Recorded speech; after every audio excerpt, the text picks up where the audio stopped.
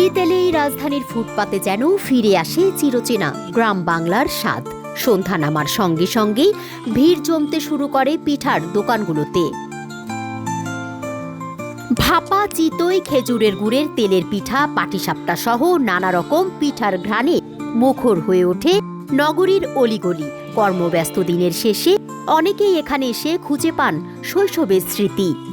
যান্ত্রিকতার এই শহরে শীতকাল আসলেই একটা আলাদা ইমেজ পাই। এই যেমন ফুটপাতে পাওয়া যায় চিতাই পিঠা, ভাপা পিঠা, ভালোই লাগে। শীতের ভিতরে গরম গরম ভাপা পিঠা, এটা আসলেও স্বাদের। ব্যস্ত নগরী, কম পয়সায় এই যে 10 টাকায় পিঠা পাচ্ছি, এটাই তো আমাদের কাছে স্বাভাবিকভাবে অনেক আনন্দের বিষয়। শীতের ভিতরে এই উষ্ণতার ভিতরে গরম পিঠা খাওয়া যাইতেছে ভর্তা দিয়ে, এটা খুব সুন্দর। পিঠার এই মৌসুমি ব্যবসায় খুশি বিক্রেতারাও। দুপুর থেকে রাত পর্যন্ত চলে পিঠা বানানো ও বিক্রির কাজ। এই পিঠা বিক্রি করে চলে তাদের পুরো সংসার।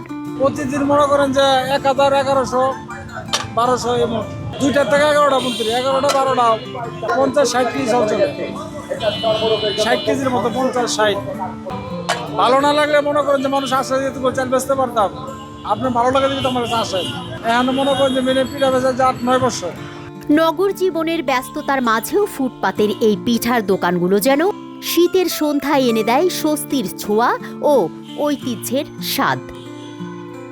তুলনা আফরিন, বাংলা নিউজ 24, ঢাকা।